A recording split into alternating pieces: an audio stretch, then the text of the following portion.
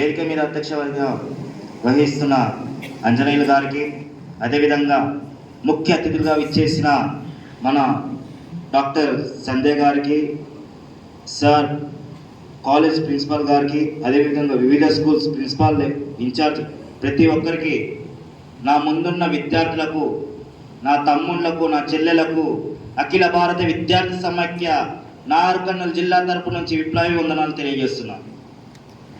ఎందుకంటే ఈ యొక్క తెలంగాణ రాష్ట్రంలో డ్రగ్స్ విపరీతంగా పెరిగిపోవడం జరిగింది.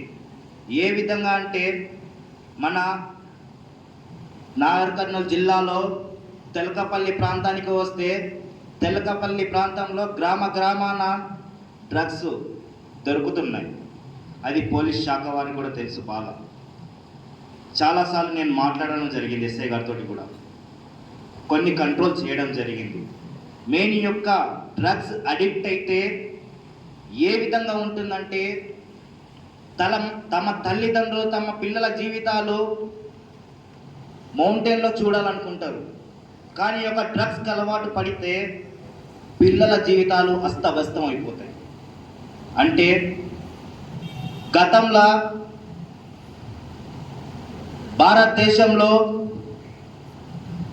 మన తెలంగాణ ప్రాంతం డ్రగ్స్ సంబంధించింది 3వ స్టేజ్లో ఉంది. సర్వే 2021 నుంచి 2022 వరకు సర్వే ప్రకారంగా చెప్తున్నాం. ఈ విధంగా ఉంటే మన తల్లిదండ్రులు అనుకున్న ఆశయాలు, వాళ్ళు అనుకున్న కోరికలు విద్యార్థులుగా, యువకులుగా మనం ఏం తీర్చిదిద్దుతున్నాం. ఇంకొక విషయం చెప్తున్నా, యావత్ ప్రపంచం, వరల్డ్ మొత్తంలో భారతదేశం 7వ స్థానంలో ఉంది డ్రగ్స్లో.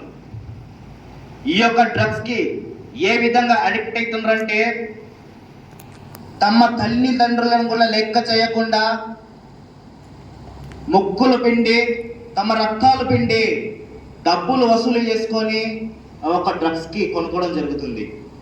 ఎందుకంటే డ్రగ్స్ అంటే ఒక ఆల్కహాల్, ఒక సిగరెట్ ఒకటి కాదు.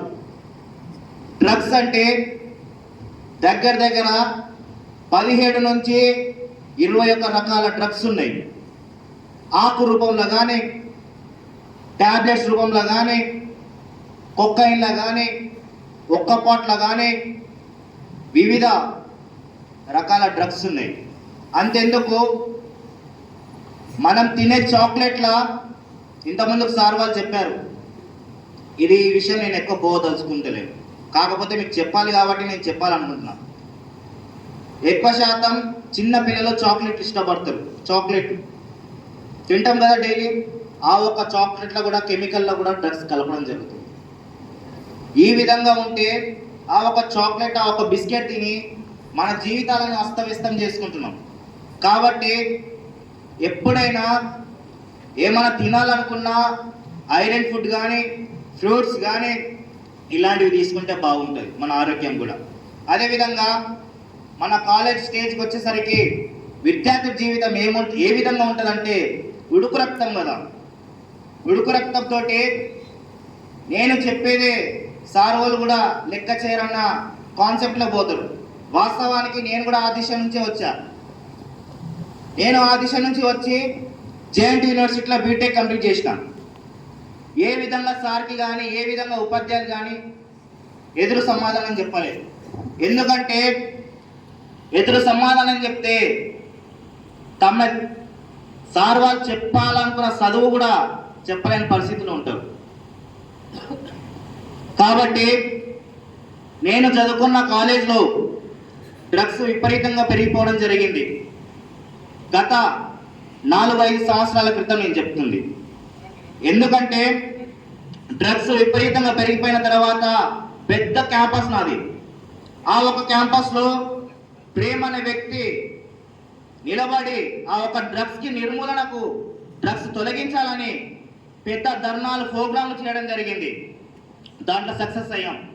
తర్వాత మొన్న కలకత్తా ప్రాంతంలో డాక్టర్ గారిని, పీజీ చదువుతున్న 2nd ఇయర్ విద్యార్థిని డాక్టర్ని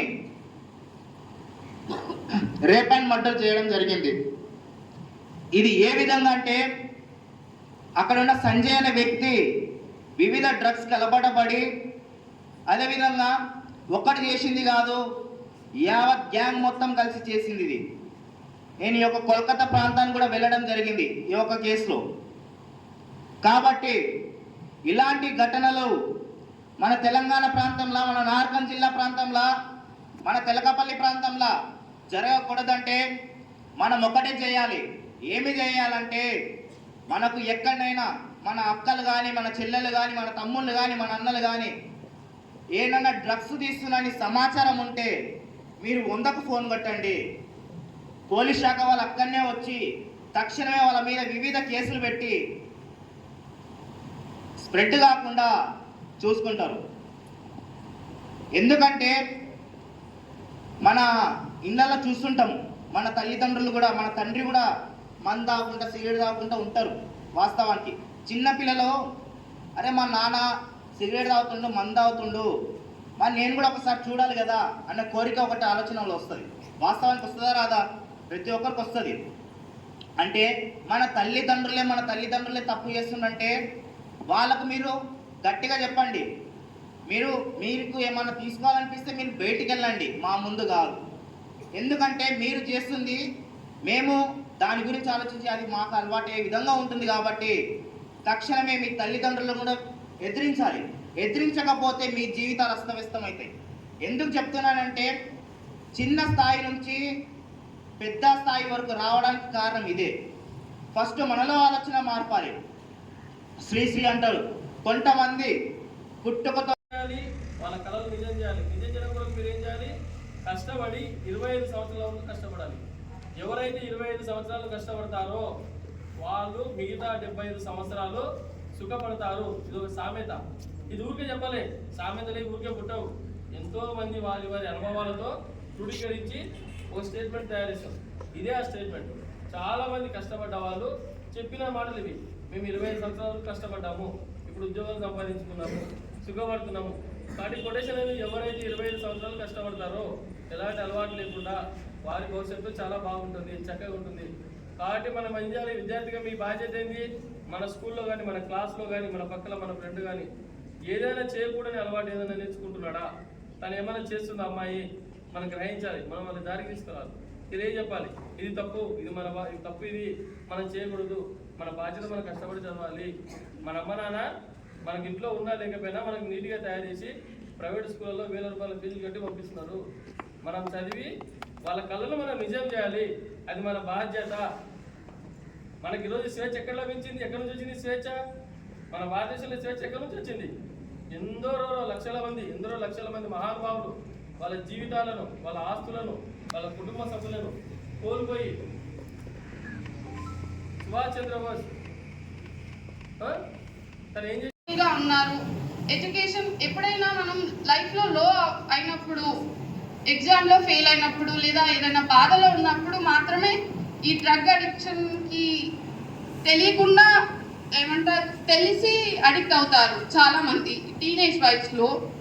కాబట్టి మీరు మీ కమ్యూనికేషన్ స్కిల్స్ని పెంచుకొని సోషలైజ్ అయినప్పుడు ఇలాంటి అవసరం మీకు ఉండదు.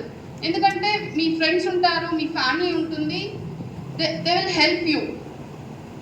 ఇంకా ఒకసారి మీరు డ్రగ్ అడిక్ట్ అయినాక దానివల్ల లాభం ఏముంటుంది? ఒక 1-2 hours వరకు మీరు యుల్ బి లైక్ ఎక్సైట్ అవుతారు, యుల్ బి స్ట్రెస్ ఫ్రీ, అవన్నీ బాగుంటాయి. తర్వాత మీ హెల్త్ చాలా ఎఫెక్ట్ అవుతుంది. చాలా అంటే మీ ఫ్యూచరే ఖరాబ్ అవుతుంది.